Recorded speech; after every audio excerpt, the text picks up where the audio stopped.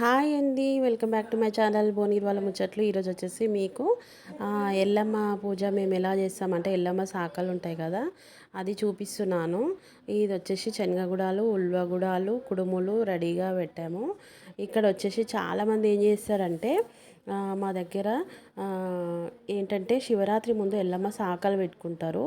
ఆ శాఖలు అంటే కళ్ళు శాఖ అన్నట్టు. కళ్ళు ఖచ్చితంగా ఉండాల్సిందే. కొంతమంది బెల్లం శాఖ, కళ్ళు శాఖ అన్నీ ఇంకా ఉంటాయి.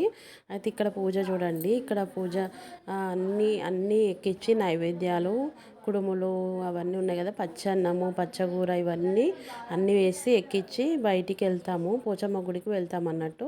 ఇంకా నేనైతే పట్టుకున్నా చూడండి, అందులో అన్నీ ఉన్నాయి అన్నట్టు. కళ్ళు, ఇంకా దేవుడికి ఎక్కించేటివి ఉంటాయి కదా, అన్నీ కొబ్బరికాయ, పూలు అన్నీ తీసుకుపోతాం కదా అవి. ఇంకా ఇంకా మా కూతురు చేతిలో నీళ్ళ సాకు ఉంది. ఇక్కడికి వచ్చాము, పోచమ్మ గుడి. పోచమ్మ గుడితోటే పోచమ్మ వాడ అంటారు. ఇది పోచమ్మ గుడి చాలా ఫేమస్ ఇక్కడ. చూడండి, దర్శించుకోండి. మీరు కూడా ఎలా ఉందో కామెంట్ బాక్స్లో షేర్ చేయండి.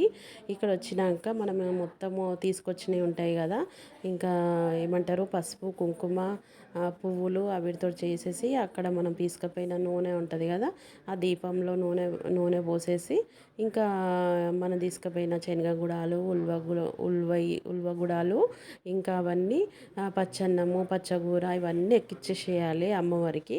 ఇంకా కొబ్బరికాయ పక్కకు కొడతామండి, పక్కకు ఉంటుంది కొబ్బరికాయ. పక్కకు కొట్టేసి అగరబత్తులు కూడా ఇందులో వెలిగించనిస్తలేరు, ఎందుకంటే పొగ నిండిపోతుందని పక్కకు వెలిగించాము. చాలా అంటే చాలా బాగా అనిపించింది. ఒక పొద్దుండి ఇవన్నీ ఎక్కించాక ఇంటికి వెళ్ళాక ఒక పొద్దు ఇడుస్తారు అన్నట్టు. కళ్ళు తాగి ఇంకా అవి గుడాలు తిని ఒక పొద్దు ఇడుస్తారు. అట్లా ఉంటుందండి. నేనైతే ఇప్పటివరకు ఎల్లమ్మ శాఖలకు నేనైతే ఒక పొద్దు ఎప్పుడు లేను. ఎలా ఉందో చెప్పండి కామెంట్ బాక్స్లో షేర్ చేయండి. పూజ ఎలా ఉందో కామెంట్ బాక్స్లో షేర్ చేయండి. అలాగే అమ్మవారి అలంకరణ ఎలా ఉంది అవన్నీ కామెంట్ బాక్స్లో చెప్పండి. ఓకేనా ఫ్రెండ్స్, బాయ్, థ్యాంక్ యూ.